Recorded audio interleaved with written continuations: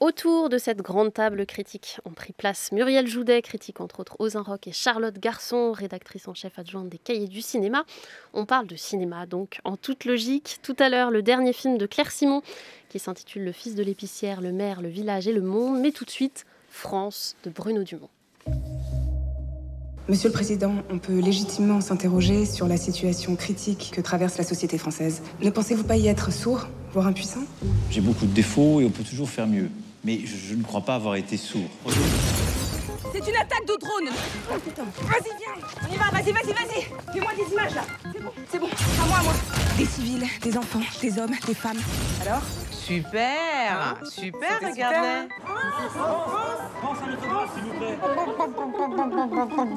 C'est incroyable comme les gens t'aiment. T'es la plus grande journaliste de France. Pourquoi ce besoin de vous mettre en scène ? Le gars qui est là-bas, là, il se lève et il brandit son arme. Action. Allez, Slach! Coupez. J'ai l'impression d'avoir une mission. Génial. Talent qu'elle a, cette fille. Vous savez tous, c'était formidable. Formidable. C'était formidable de pas mourir.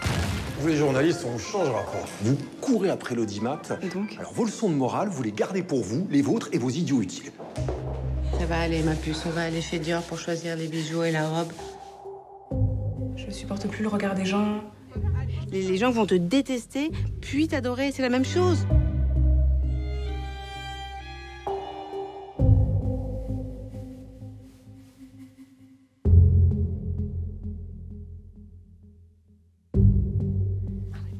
France, c'est Léa Seydoux. Elle est la présentatrice star d'une émission d'actualité sur une chaîne d'information télévisée qui s'appelle I.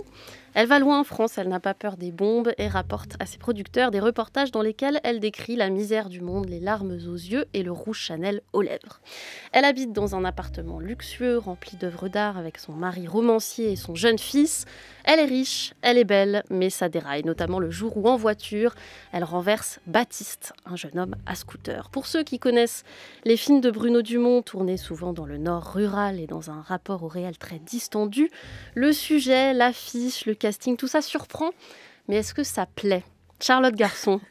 Alors, ça commence par déplaire. C'est vrai qu'en tant qu'expérience vraiment à endurer, puisque le film est assez long, plus de 2 heures, mais c'est justement cette difficulté, l'impression de séquences qui se répètent avec des petites variations, et puis une scansion de gros plans sur Léa Seydoux, le visage de plus en plus défait en pleurs. Donc, on aboutit pour moi à une expérience de visionnage plutôt désagréable. Et c'est en fait après, il y a des films comme ça qui maturent, qui restent quand on ne les revoit pas, c'est-à-dire que je me suis même interdite de le revoir, et qui prennent sens, enfin qui s'ouvrent. Et j'ai trouvé que ce que vous avez raconté, c'est-à-dire ce qui serait une espèce de révélation derrière le masque médiatique, cynique, de quelqu'un qui tout à coup aurait une sorte d'épiphanie, d'humanisme ou d'empathie, eh bien, était une sorte de fausse piste dans le film, ou en tout cas que le film compliquait beaucoup cela, et c'est là qu'on retrouve le Bruno Dumont qu'on connaît, c'est-à-dire chez qui le mal et même la barbarie et la sainteté sont inextricables, et où l'art est le seul endroit où ça peut être inextricable, même si on a vu Annette récemment, et où il y aurait sans doute des parallèles. Le film de Léos Carax. Annette de Léos Carax. Donc en fait, c'est plutôt par le côté, les aspérités de ce récit de déraillement du cynisme médiatique que j'ai été intéressée, parce que si on va voir France pour voir la satire de la télévision, disons des fake news telles qu'elles sont organisées, parce qu'on l'entend un petit peu, c'est une reporter qui est en même temps présentatrice, qui donc se met en scène non seulement dans de beaux habits quand elle présente en plateau son émission, mais qui se met encore plus en scène et qui met en scène la réalité de la guerre de manière outrancière. Le film, en tant que satire des médias, est complètement à la traîne, on pourrait dire. C'est-à-dire que ça fait c'est pas Bruno Dumont qui va nous apprendre que le réel médiatique est une construction. Et on lui fait pas l'offense de croire qu'il en est encore là, d'une certaine façon. Donc on se dit, mais alors quoi ? Enfin, pourquoi tout cela ? Pourquoi toute cette espèce de mise en scène du faux film à sujet ? Et c'est là où je trouve que c'est intéressant, c'est-à-dire que j'ai l'impression qu'il organise une sorte de jeu de main chaude de l'empathie et du cynisme, qui est toujours récupérable, et il n'y a pas de vrai masque derrière. Les masques tombent, et à chaque fois, derrière, il y a un autre visage qui lui-même se remet à pleurer, puis qui se récupère, se fait filmer en train de pleurer, etc. Oui, et ce jeu dont vous parlez, ce jeu de main chaude, il a une forme cinématographique qui est extrêmement inconfortable. Vous parliez du côté des spectateurs, mais si on analyse ce que c'est que ce film, on a l'impression que Bruno Dumont fait jouer en permanence le mélo contre la comédie, la tragédie contre la satire, et que dans cette espèce de bouleversement de jeu, presque de billard des genres, il est très malin. Il y a quelque chose de film de petit malin. Muriel Joudet. Je comprends, mais c'est de grand malin, allez.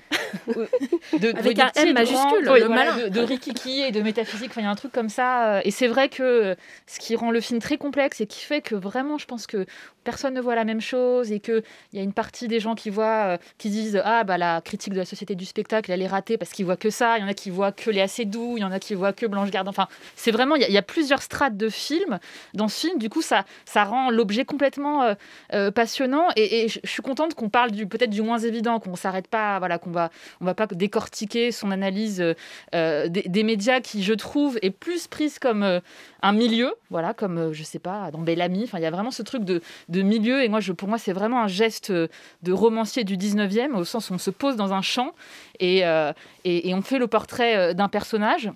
Et il y a aussi quelque chose qu'il faut rattacher quand même au geste de Bruno Dumont, qui est pour moi pas un grand directeur d'acteurs, mais un grand penseur sur les acteurs. Et alors, ça paraît être le moins évident pour parler de France, et pourtant pour moi c'est vraiment le sujet du film, c'est-à-dire que il a vraiment infléchi sa réflexion sur les acteurs à partir du moment où il a intégré dans son monde des vedettes, et c'était avec Camille Claudel 1915, où je crois que c'est Juliette Binoche qui voulait travailler avec lui. Donc il lui a créé un film, et ce que je trouve très beau dans le cinéma de Bruno Dumont, c'est qu'il y a vraiment une éthique à partir de ce mélange entre les non-professionnels et les professionnels, qui est vraiment une grande tradition française. André Bazin parlait de la loi de l'amalgame, qui est vraiment cette tendance du cinéma français à toujours mêler non-professionnels et professionnels. Et Dumont, cette loi de l'amalgame, il en fait vraiment une éthique, au sens où une vedette doit être dans le monde.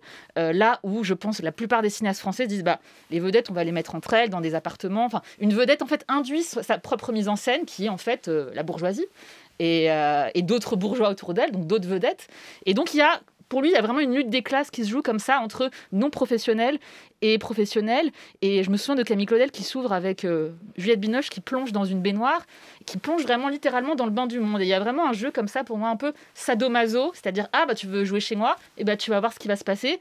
Et pour moi, c'est là que je rattrape France, c'est que c'est vraiment le sujet du film, c'est-à-dire qu'on peut voir le film comme une suite de confrontations entre un visage de vedette, Léa Seydoux, parce que c'est vraiment un travail sur elle, et on peut ne pas s'intéresser à ce travail, évidemment, moi ça me passionne, mais vraiment un travail sur elle qui va se retrouver face à des visages qui vont la dévisager, qui vont la tenir en respect, et je pense que c'est important de dire que Dumont, c'est pas un travail sur un visage, c'est pas Falconetti chez Dreyer, c'est toujours un travail sur le contrepoint. Une vedette face à des acteurs non professionnels qui, eux, sont du côté du réel, qui, eux, sont du côté du monde. Mais est-ce que c'est pas un petit peu facile, et en plus la question de la vedette pose aussi des questions d'un point de vue de la satire, du point de vue de la satire sociale et de ce qu'on fait quand on traite une figure médiatique, parce qu'une star de cinéma c'est aussi une figure médiatique.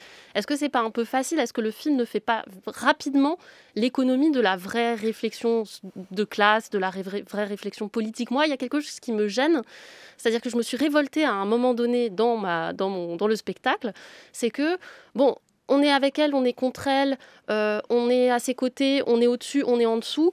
Il nous balade dans tous les sens, c'est très inconfortable, mais cet inconfort ne produit pas nécessairement de pensée. Et ça a un petit côté gênant d'un point de vue éthique, ce que vous disiez, Muriel. Charlotte Garçon. Alors moi, je dirais l'inverse, c'est-à-dire qu'il provoque de la pensée, c'est-à-dire que c'est plutôt de l'abstraction, quasiment une hypostase c'est-à-dire comment quelqu'un qui est un mythe, qui est une vedette, vous le disiez, est sans cesse rattrapé par du réel, entre gros guillemets, parce que qu'est-ce que c'est que le réel? Alors ça peut prendre la mort des proches, la mort de nos proches, tout à coup. Mais qui est tout à fait déréalisé aussi. Donc qui est lui-même, réel. exactement, qui est lui-même à son tour déréalisé, soit par le film, soit par un contexte de situation dans le récit, et qui à nouveau a besoin, appelle un autre coup de téléphone d'un autre réel. C'est-à-dire qu'un processus d'altérité comme ça en permanence où on a l'impression que la vedette ne refait de l'antenne avec tout. Hein, et c'est vrai que c'est quand même le système médiatique est comme ça, de récupération permanente, et qu'il faut toujours qu'elle soit phagocytée par un nouvel attentat du réel. C'est pour cela qu'en effet, Muriel Joudet parlait de Jeanne d'Arc, de Dreyer et de René Falconetti qui joue les larmes, parce qu'il y a ce plan récurrent dans France de ce visage défait par les larmes, sauf que justement, il est déformé. Il est même parfois monstrueux. Il est burlesque aussi, parce que les larmes, c'est d'abord la moue. Souvent, Léa Seydoux, l'espèce de temporalité de sa figure, c'est une figure totalement magnifique. Elle est magnifique, hein, Léa Seydoux, dans le film. Puis, il y a l'espèce d'étape de la moue, qui est une sorte de quelque chose d'assez enfantin et de très bouffon.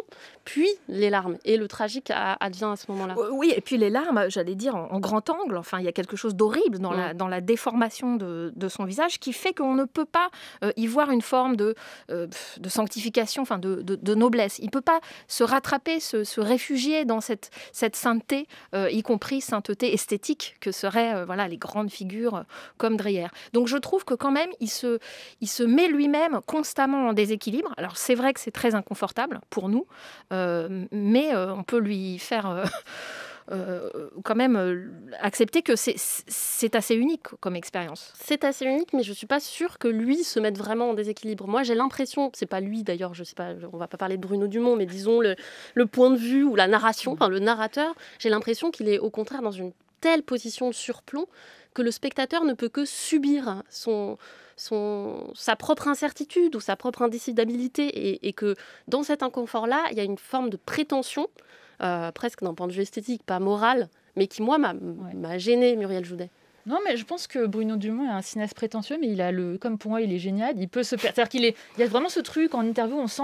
Enfin, moi, je pense qu'il peut s'autoriser à être comme ça, et je sens aussi que je me souviens d'une projection de Jeanne à Cannes, et la salle se vidait, et je me suis dit, il doit être content. C'est-à-dire que c'est quelqu'un qui aime que les gens restent et que les gens partent, qui aime la farce, qui aime quand c'est gras, et en même temps, à l'intérieur de ça, il va créer pour moi des trucs d'une subtilité que je ne retrouve pas. Enfin, vraiment que le mystère, en fait, il n'est pas du côté du film Blanche Gardin, CNews, tout ça. Voilà, il y a Blanche Gardin, pardon, on ne l'a pas dit, peut-être les auditeurs ont reconnu sa voix dans la bande-annonce, mais qui joue, pour le coup, elle fait vraiment du Blanche Gardin. Dans le film, elle joue l'assistante, j'allais dire la productrice, mais en fait l'assistante de Léa Seydoux, qui est chargée de ramener en permanence justement ce discours du réel, de on avance, t'es nul mais en fait t'es super, c'est la même chose. Enfin, c'est vraiment ce discours permanent. Et en fait on passe par exemple d'une scène où Léa Seydoux se retrouve à faire la soupe populaire et elle se fait insulter, et on se dit c'est violent, à des scènes pour moi d'une subtilité. Ça veut dire, il y a un moment, un mec dans la rue qui défonce un Vélib, je ne dirais pas à quel moment, je me dis, mais c'est génial en fait de faire ça, parce qu'on ne sait pas en fait, on ne sait pas ce qu'il nous montre, on ne sait pas le sens de cette scène, de même qu'on ne sait pas pourquoi elle est assez doubleur, et c'est très important de le dire. C'est-à-dire que derrière les apparences comme ça très contemporaines, CNews, tout ça, il y a quand même une sorte, pour moi, ce qui est de lamento en fait, une sorte de complainte comme ça qui sourd dans le film. On peut vraiment ne pas la voir, vous trouvez vraiment ça pas intéressant, et pour moi c'est vraiment Léa Seydoux qui fait sa complainte pendant pas 2h15 mais bien 1h30 de film, et il a ce respect en fait de nous dire en fait je vais pas vous dire pourquoi elle pleure. C'est-à-dire que pour moi vraiment la grande preuve de respect pour le spectateur, c'est de dire à aucun moment Léa Seydoux, France Demeure va nous dire oh là là, c'est nul la télé, je fais vraiment de la merde, on ment au peuple, je me barre. Il n'y a jamais ça. On ne sait pas pourquoi elle pleure, parce qu'elle revient. C'est-à-dire qu'elle part de la télé, puis elle revient, et elle essaye comme ça de lancer son roman d'apprentissage, mais on ne sait pas vraiment pourquoi... ce qui se passe dans sa tête, quoi. C'est ça qui, moi je trouve vraiment ça absolument magnifique et très très fort, et c'est vrai que quand il y a ce premier accident de scooter, moi j'avoue, on se dit mais qu'est-ce qu'il est en train de nous faire, et moi j'ai commencé à pleurer, quoi. Je me suis dit c'est trop beau de juste ce respect pour le spectateur, alors que c'est rien du tout. Mais vous, ça flatte vos pulsions anti-modernes et cyniques, Muriel Joudet, on le sait. Charlotte Garçon. Oui, la dissolution du psychologisme, on en est content, mais j'entends votre question, si c'est l'arbitraire absolu de celui qui manipule tout, d'une sorte de quelque chose de démiurgique, c'est un problème. Mais dans le le détail des scènes, puisque Muriel Joudet parlait d'un moment où elle fait la soupe populaire et où elle donne une pomme à un clochard qui lui dit « Mais salope, je peux pas la manger parce que j'ai pas les dents pour la manger ». L'air de rien, c'est quelque chose de très concret et qui fait que le don, le moment un petit peu justement de point de sanctification, un peu rossellinien, quoi, et on nous tire le tapis de cette satisfaction-là de dessous les pieds. Donc c'est quand même très précis dans le film. C'est des situations qui sont précises et je parlais d'abstraction, mais en réalité, voilà, je viens de me rappeler de quelque chose de très précis. Mais il y en a beaucoup, justement, des scènes comme ça dont on se rappelle, mais c'est presque maniériste comme réception, c'est-à-dire qu'on se rappelle de vignettes, on se rappelle de scènes, le film est construit exprès comme ça, mais toutes ces vignettes jouent en permanence les unes contre les autres, donc cette fameuse scène de la pomme, comme toutes les scènes de confrontation entre l'héroïne et la famille de Baptiste, ce jeune homme qu'elle renverse, et donc elle va aller dans la famille, qui est une famille pauvre, prolétaire, et ces scènes-là, on peut les rattraper, mais en fait, qu'est-ce que ça veut dire de ne parler du film que par petites scènes? Ça me pose question sur la question. Ça veut dire que le réel n'est jamais là pour rappeler et pour contrer le mythe qui se réérige, que c'est pour ça que je parlais de jeu de main chaude. C'est jamais fini, c'est un tourniquet infini, et c'est ça, je veux dire, une forme de complexité de la vie, de la société, des rapports de classe et tout ça, que l'art a la tâche de nous mettre sous les yeux quand même. Oui, non, c'est vrai que. Mais je trouve que le mot de Charlotte tout à l'heure, attentat, est très juste. C'est-à-dire que c'est avec Bruno Dumont, c'est comme à David, où il y avait une vraie scène d'attentat, mais place des bombes vraiment tout au long de son film. Et pour moi, il y a une linéarité qui est vraiment tenue par les larmes. C'est-à-dire que c'est ce qui fait linéarité, ce qui fait cohérence du tout. C'est vraiment pour moi cette complainte qui tient. Donc à la fois, moi je trouve ça passionnant. Enfin, j'aime beaucoup les films heurtés. Je trouve ça vraiment, c'est ce que j'aime le plus dans le cinéma français. Mais je vois et le fait que le film revienne par flash comme ça, comme vraiment des attentats, bon symboliques évidemment. Je trouve ça très fort. Et c'est vrai que pour moi, ce qui fait, voilà, je trouve à la fois qu'il y a à la fois de la linéarité et en même temps des scansions. Mais il faut quand même assumer le côté. Il ne s'agit pas de dire que c'est un film aimable, c'est un film très déplaisant. Et je pense qu'il faut prendre dans la filmographie, dans le geste en fait, de Bruno Dumont qui fait depuis son premier film. Et je pense que la référence à Rossellini est très importante parce que pour moi il y a vraiment cette idée de tracer un chemin de croix pour son héroïne. Et je me souviens des cahiers de l'époque qui racontaient. Les cahiers du cinéma de l'époque qui parlaient de Ingrid Bergman chez Hitchcock comme de l'histoire d'un visage. Et pour moi, il y a vraiment ce rapport comme ça.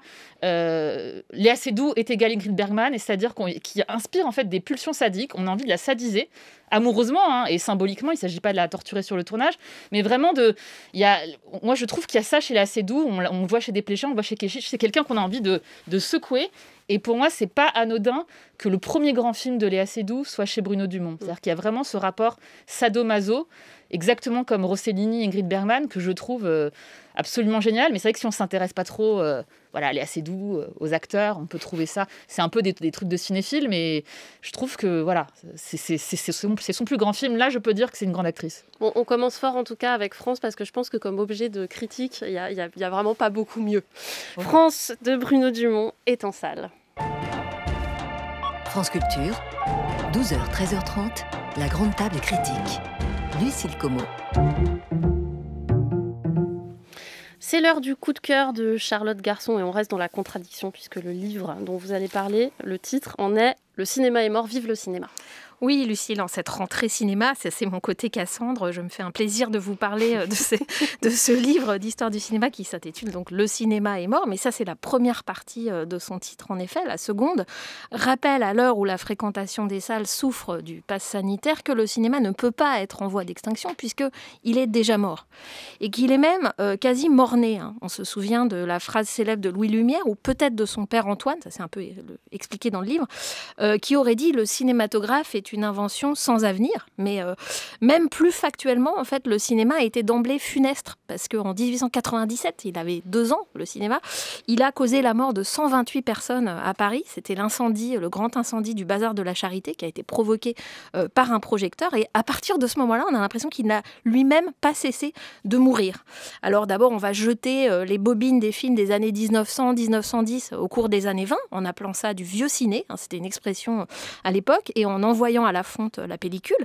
Et puis ensuite, bien sûr, il y a eu toutes sortes de technologies qui vont venir sonner le glas du grand écran, la télévision évidemment, qui va terrasser Hollywood au début des années 50 et qui, après 70 ans de contre-offensive des studios sous la forme de l'écran large et d'autres inventions mouse, en fait, est sournoisement revenu prendre le pouvoir en 2020 à la faveur du confinement. Et oui, ce livre de la collection La Bibliothèque illustrée des histoires de chez Gallimard court jusqu'à une date toute récente, fin 2020, et pose donc la question du consumérisme Netflix et de ses rapports ambigus avec la cinéphilie. Mais la mort la plus tragique du cinéma a eu lieu en fait pendant la Seconde Guerre mondiale, ou plutôt après coup. C'est une condamnation à mort que Jean-Luc Godard a clairement énoncée dans un entretien. Il dit, je le cite, « Il y a eu 6 millions de personnes tuées, principalement des juifs, et le cinéma n'était pas là. En ne filmant pas les camps, le cinéma a totalement démissionné. » Alors, autant Antoine Debec évoque, dans ce qui est bien plus qu'un essai historique, des cinéastes passionnants, comme les Djanikian, par exemple, qui, à force de malaxer, de refilmer, de recadrer des images d'archives, sont parvenus à faire l'histoire à neuf, avec les moyens propres du cinéma, autant au présent, effectivement, le cinéma a manqué plusieurs fois son rendez-vous avec l'histoire, en mai 68 aussi, et donc il a signé son propre arrêt de mort, dont la prolifération des images publicitaires dans les années 80 n'a été qu'une sorte de confirmation, comme ça, par ricochet, par éclatement. Alors, qu'est-ce qui nous reste de ces agonies successives, qui sont en même temps des renaissances? Et c'est ça qui m'intéresse le plus dans le livre, ce sont des sortes de chefs-d'œuvre hybrides. Par exemple, au moment du début du cinéma parlant. On a L'Aurore de Murnau, qui est sonore, mais qui n'est pas dialogué, ou bien sûr ce film monstre et merveilleux en 1936, qui est Les temps modernes, qui est à la fois la résistance de la pantomime et l'invention d'un rapport au son. Donc voilà, si le cinéma est par excellence l'art de la crise, conclut Antoine Debec, c'est parce qu'il sait, via le montage, juxtaposer dans le même film l'ancien et le nouveau. Et que Jean-Luc Godard, à plus de 90 ans, continue d'expérimenter avec le numérique, avec la 3D, je pense que c'est vraiment ce qui incarne le mieux une sorte de santé de l'apocalypse. Le cinéma est mort, vive le cinéma, c'est donc un livre d'Antoine Debec paru chez Gallimard. France Culture, la grande table critique. Lucille Como. Concluons cette grande table critique avec le dernier film de Claire Simon, réalisatrice entre autres de Récréation en 1992 ou encore Gare du Nord en 2013. Son dernier film est un documentaire sorti en salle mercredi dernier. Il s'intitule « Le fils de l'épicière, le maire, le village et le monde ». Dans les années 70, l'Ardèche s'était dit qu'elle n'avait pas besoin de Paris pour devenir le centre du monde du documentaire d'auteur. 40 ans après, l'USAS s'empare de l'Internet mondial et crée un site pour diffuser le meilleur du documentaire. Comme disait Picasso, la forme est une vision du monde. Montrer des choses qu'on n'a pas l'habitude de voir change le regard. Alléluia! Ça fonctionne. Dans les 2 ans qui viennent, on est exclusivement plateforme. 500 films par an à peu près. Après, le pari n'est pas gagné, il faut qu'il y ait des abonnés, quoi. J'entends bien. L'autre aboutissement, c'est la construction du bâtiment pour le village documentaire de l'USAS. Et voir perdurer l'activité du documentaire de création dans notre village qui conserve son identité rurale. La seule chose que j'ai envie de vous dire, c'est que notre avenir dépend aussi de vous. L'USAS est un village ardéchois typique avec ses vieilles pierres, ses exploitants agricoles et au centre du village, un des lieux où se pense et se vit en France l'économie du film documentaire. L'été, le village accueille un festival, les états généraux du film documentaire et depuis peu, il s'y concocte 2 grands projets. L'ouverture d'une plateforme de vidéo à la demande, Tenk, qui a depuis vu le jour, et puis la construction d'un nouveau bâtiment.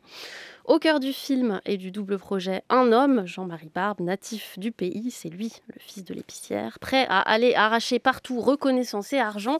Claire Simon le filme beaucoup lui, mais aussi un vigneron inquiet, un maire motivé, une ministre de la Culture très attendue, entre autres personnages. Muriel Joudet, un regard sur le fils de l'épicière, le maire, le village et le monde. Ouais, je pense qu'on peut être tenté. Vraiment, je me suis dit, quand le film s'est terminé, j'étais un peu gênée. Je me suis dit, il faut absolument, et ça fait souvent ça le documentaire, ça me fait toujours ça encore, de ne pas confondre le fond et la forme, en fait. C'est-à-dire qu'on peut être très admiratif du travail d'Ardèche Images, de Tenk, qui est une plateforme admirable.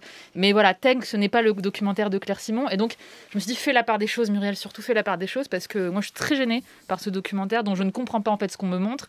Et il est important de dire que, et je pense que c'est un des gros problèmes du film, qu'à la base c'est une série qui s'appelle Le Village de 280 minutes, qui est vraiment donc un projet long cours. Voilà, une forme ample dont on nous sert là une sorte de digest, de résumé dont on ne comprend pas très bien à quoi il sert, si ce n'est à dire que l'USAS c'est génial, que ces gens-là sont des héros. En tout cas, moi, ce qui me gêne énormément, c'est le rapport hagiographique, c'est très ironique, on l'a entendu dans la bande-annonce, que Jean-Marie Barthes, qui a l'air vraiment, qui dit des trucs très, je le trouve beaucoup plus intelligent que le film en fait, ce personnage qui passe son temps à dire la forme est une vision du monde, la forme est une vision du monde, ce qui veut dire que le documentaire c'est de la forme et tout ça.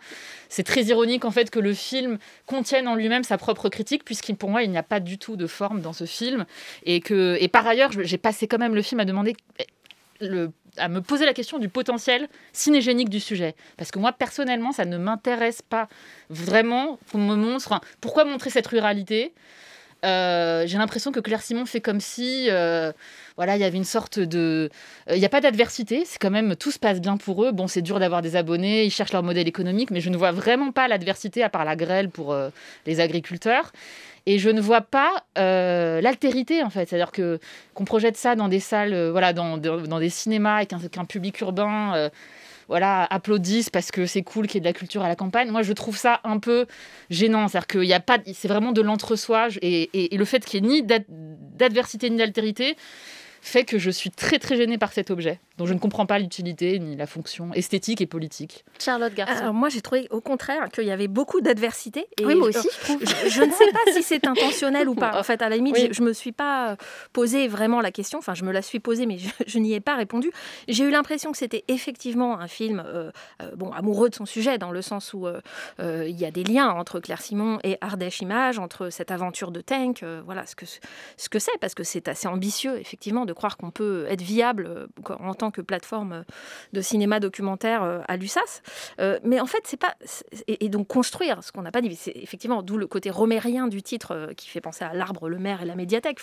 Tout ça, ce qui s'appelle le village documentaire de l'USAS, c'est en fait un projet immobilier. Enfin, c'est un énorme bâtiment qu'on voit construit. Donc...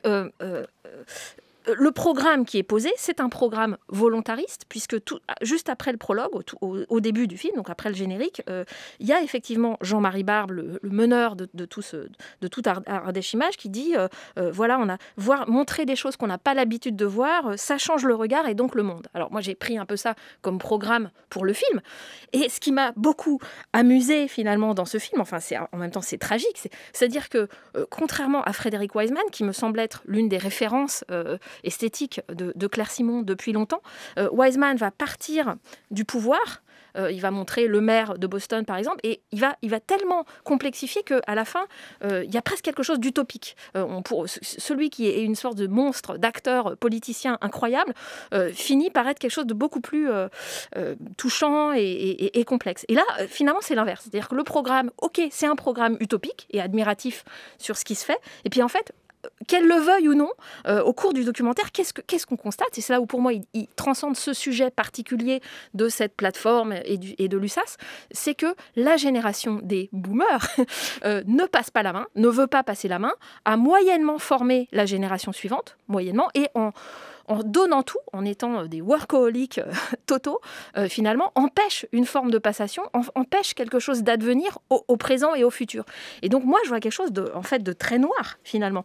Or, comme par hasard, le seul petit morceau de documentaire qu'on voit, c'est Pierre Perrault, qui est projeté à l'intérieur du film du festival de l'USAS, et l'un de ses films s'appelle « Pour la suite du monde ». C'est pas un hasard, c'est un magnifique titre dans toute l'histoire du cinéma, « Pour la suite du monde ». C'est tellement beau. Et justement, je me posais la question de est-ce que vraiment, quand on est malgré tout autocratique, c'est-à-dire qu'on a beau prôner des valeurs de solidarité, de collectif, chercher à travailler collectivement, il y a quand même quelque chose de l'ordre du culte de la personnalité qui effectivement est malaisant dans le film, mais que du coup j'ai trouvé assez passionnant et fait, à mon avis, le chemin inverse de Wiseman. Donc il part de l'utopie et il arrive quand même à une forme de pouvoir personnalisé.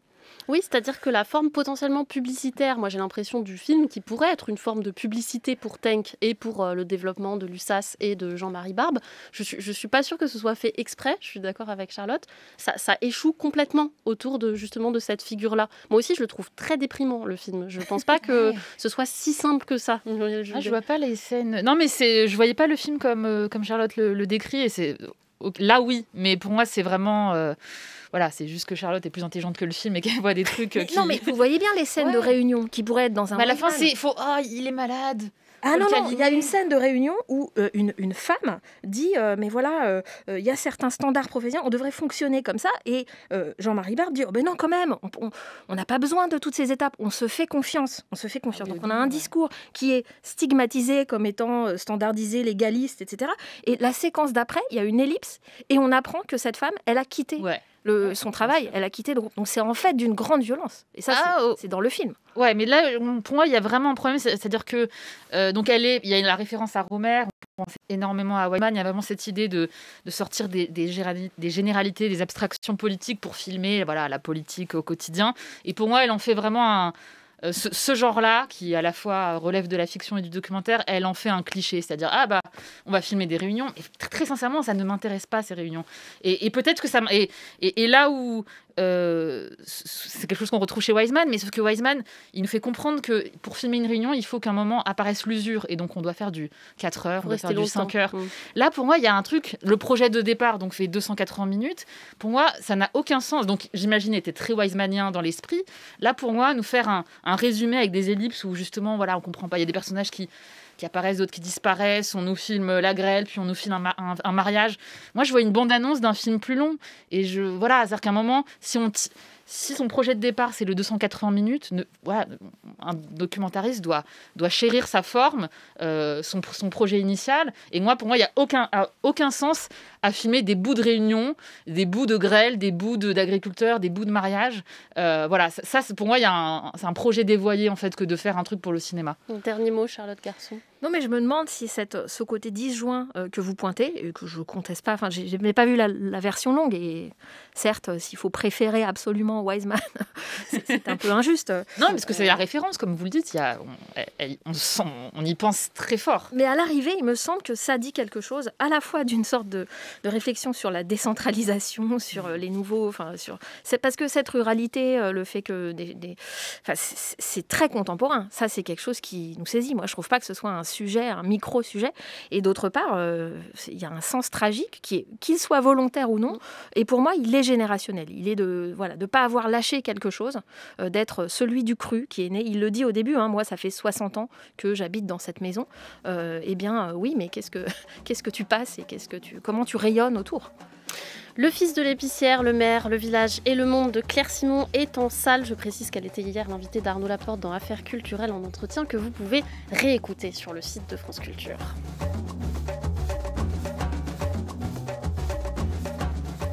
La grande table critique, c'est fini pour aujourd'hui. Merci beaucoup Muriel Joudet, merci Charlotte Garçon. Le nouveau cahier du cinéma est en kiosque avec Léa Seydoux, je crois bien, en couverture.